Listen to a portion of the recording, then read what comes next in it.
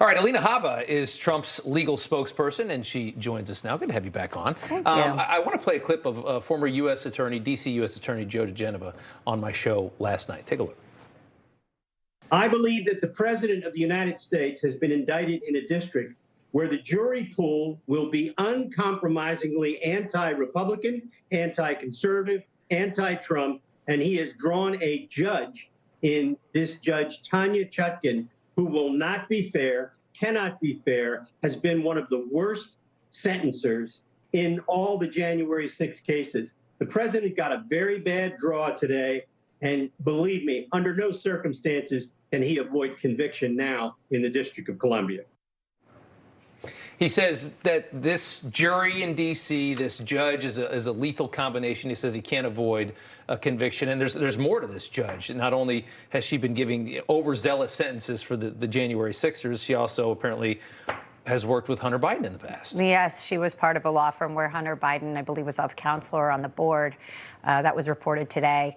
You know, there are processes that we can go through if we do believe that this judge is compromised or won't be able to give a fair shake. It's a motion for recusal. The only issue with recusal motions, and I'm not familiar with the criminal court system, but in civil law, that's what we do, is that the judge decides whether they can be impartial. I've seen that come down, and then... So she has to decide whether or not she stays. That's how it works in the civil court, so we'll see how it works. I'll leave that to our criminal attorneys, but that's typically what you do. But I can't see how you could possibly be a person who donates to the Democratic Party, a person who sat on the board with the current president and political opponent to President Trump's son, and then sit and oversee this case. That just doesn't make sense to me.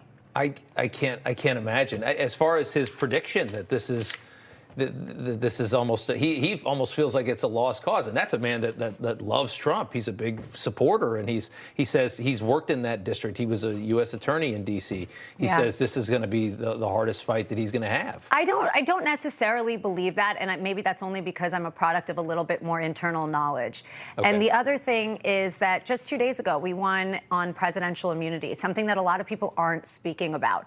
Presidential immunity exists for presidents to be able to address the public when they have concerns of public interest, when they have concerns at all, without getting sued, without putting themselves in jeopardy, because they are a sitting president, which the president was on January 6th. Yeah. He truly did believe the election had deficiencies. Right. And we know that. And there are people that did. So they're going to have a hard time with this one, even in D.C. The indictment claims that Trump knew that his claims were false, though, because he says that his staffers, some of his staffers were telling him that his claims were false. So they're trying to allege in this indictment that because he had people telling him that he was wrong, that means that he knew that what he was saying was false. Which he has people telling him all sorts of different things. Absolutely. He has to decide who he's going to listen to. Absolutely. Yeah. It's if you have multiple attorneys working with you in the Oval Office, and I give you advice to do one thing, and another attorney gives you advice to do another.